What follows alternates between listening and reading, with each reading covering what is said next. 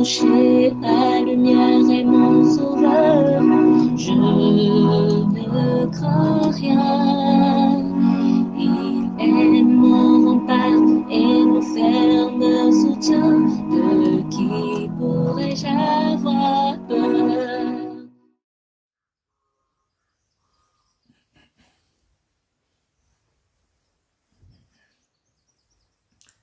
Shalom.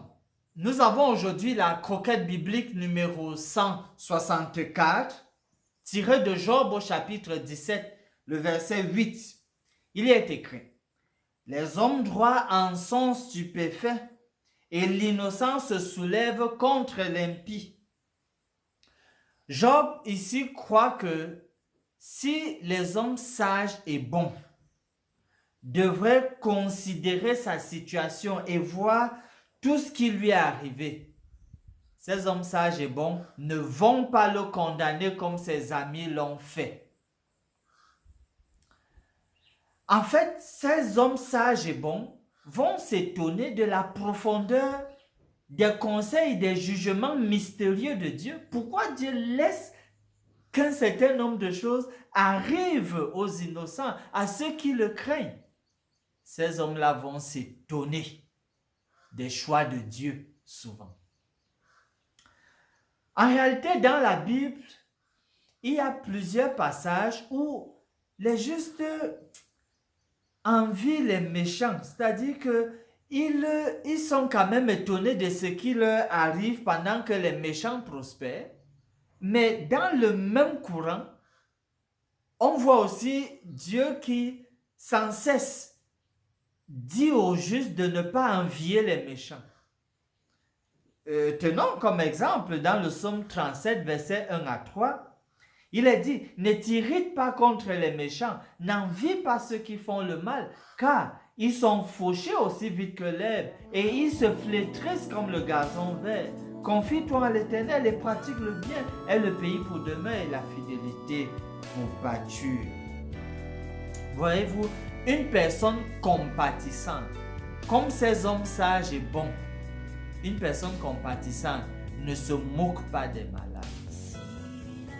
Oui, quand elle trouve quelqu'un dans la souffrance, elle ne se réjouit pas de voir l'autre souffrir. Jamais une personne compatissante ne ferait cela. Parce que voyez-vous,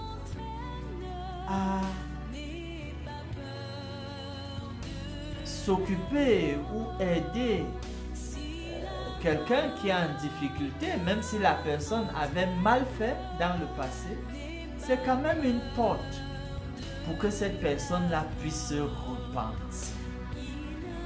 En guise de promesse, dans le psaume 37, le verset 5, il y a cette précieuse promesse du Seigneur qui dit: recommande ton sort à l'Éternel, mets en lui ta confiance et il agira. Oui, ta situation, votre situation, il vaut juste mieux la recommander au Seigneur. Et faire cela en ayant vraiment confiance au Seigneur. Lui seul, lui-même, il agira. Finissons par ce mot de prière.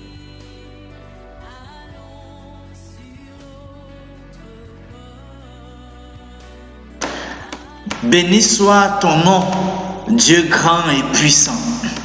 Tes œuvres sont grandes, nous le reconnaissons bien.